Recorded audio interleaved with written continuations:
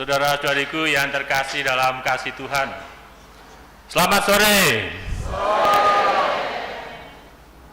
Dalam Injil tadi, kita dengar bahwa Yesus mengecam beberapa kota, Korazim, Betsaida, dan Kapernaum.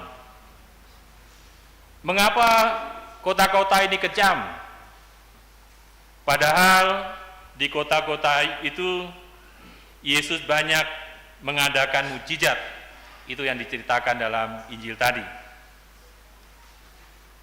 Berbeda dengan Tirus dan Sodom yang juga telah di bumi hanguskan karena kejahatan mereka.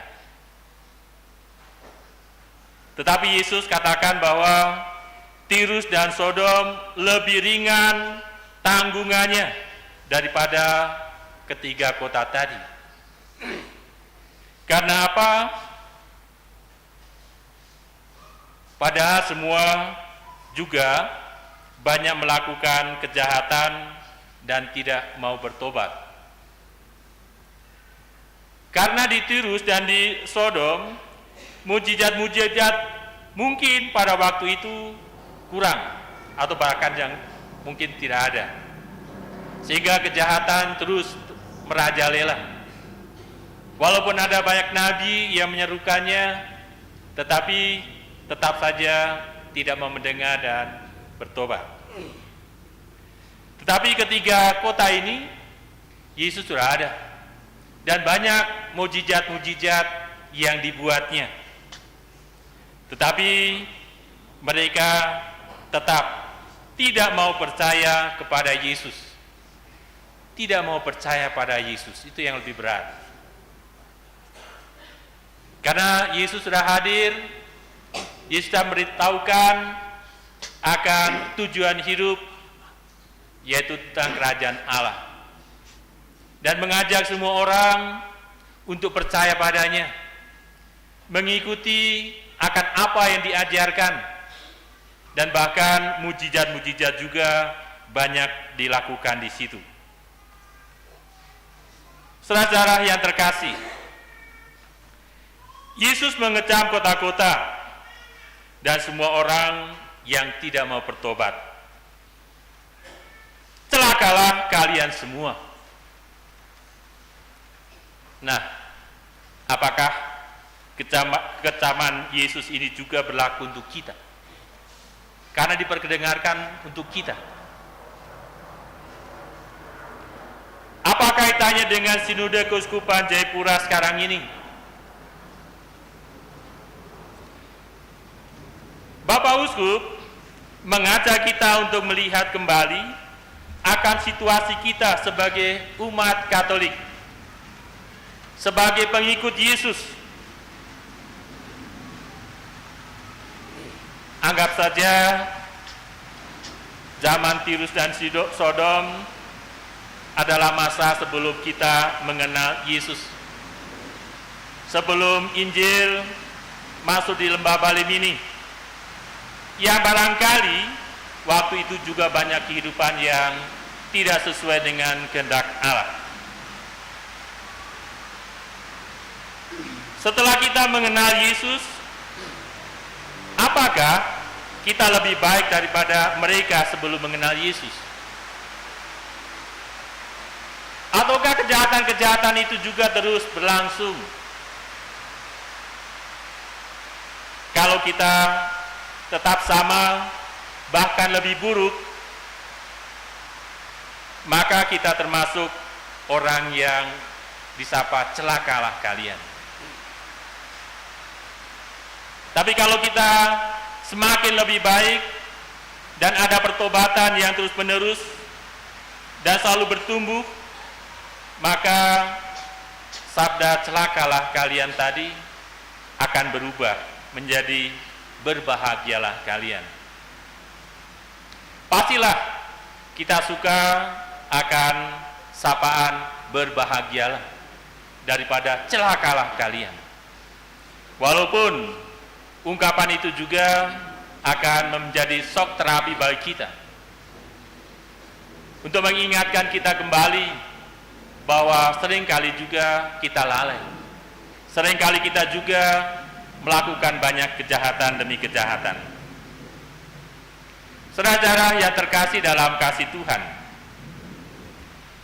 dalam bacaan yang pertama menyadarkan dan sekaligus meneguhkan kita bahwa dalam situasi sulit Allah selalu tetap melindungi umat pilihannya. Kita semuanya adalah termasuk umat pilihannya. Allah lewat Nabi Yesaya menguatkan hati Raja Ahaz yang sedang berada dalam kesulitan. Dia meneguhkan supaya tetap tenang, jangan gelisah, jangan takut, karena engkau adalah pilihan Allah.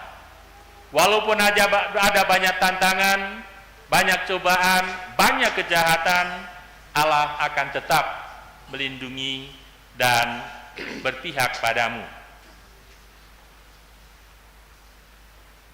Karena kepercayaan kepada Allah akan membuatnya menjadi lebih tenang. Kalau kita percaya pada Tuhan Allah yang mengaturnya, yang menentukan jalan hidup kita, kita akan lebih tenang dalam menghadapi berbagai permasalahan yang ada, baik dalam keluarga, di dalam komunitas basis, dalam paroki, di masyarakat, dan dimanapun kita berada. Nah, saudara yang terkasih, dalam sinode ini, Bapak Uskup mengajak kita untuk kembali melihat realita, kenyataan yang telah dan sedang kita alami sebagai warga Katolik.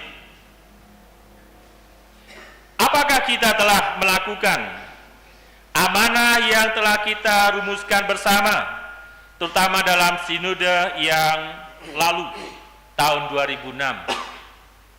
Kita telah bersama-sama menggarapnya selama 2 tahun lebih, dari tahun 2004. 2006 dinyatakan. Setelah kita mendapatkan data yang real, apa yang sudah dicapai, apa yang belum, apa hambat-hambatannya, apa kekuatannya, kita diajak untuk kembali berefleksi. Kita diajak untuk bisa mencari jalan keluar, terutama ketika kita berhadapan dengan berbagai masalah yang ada. Sehingga nanti diharapkan muncul suatu kebijakan yang baru di tahun 2026 untuk menjadi pegangan bagi kita semua bersama Bapak Uskup selama 10 tahun akan jangka berjalan nanti. Saudara yang terkasih, semuanya itu membutuhkan suatu keterbukaan dari kita semuanya. Kita diajak untuk senantiasa bertindak jujur. Kalau belum berjalan, ya katakan belum berjalan. Jangan belum berjalan bilang supaya orang lihat bahwa itu baik, jadi sudah berjalan dengan baik. Kita diajak jujur untuk melihat realita yang ada. Terutama di tahun ini kita melihatnya. Kemudian di tahun depan 2025 berdasar pada apa yang kita temukan di tahun ini, kita akan berdiskusi lagi untuk bisa menentukan arah kebijakan ke depan. Kita diajak bersama untuk senantiasa berani membangun suatu pertobatan. Harus berani bertobat. Semua kita, baik itu sebagai umat maupun juga tokoh-tokoh umat, juga pastor dan semuanya, kita diajak bertobat dan semakin percaya kepada Injil. Kalau hal itu tidak kita buat, maka kembali lagi kita akan celaka, seperti yang dikatakan dalam Injil itu. Oleh karena itu, Marilah kita sukseskan sinode kita ini dengan semangat persaudaraan yang menunjukkan ciri khas gereja kita. Satu, kudus, katolik, dan apostolik. Yang didasari akan hukum kasih. Kita tahu tentang hukum kasih, mencintai Tuhan Allah melebihi segalanya, dan mencintai sesama seperti kita mencintai diri kita sendiri. Supaya kita semakin hari menjadi pribadi Katolik yang sejati. Supaya kita semakin hari semakin menjadi sempurna, yang akhirnya bisa sampai pada kesempurnaan yang adil, abadi dalam kerajaan surga.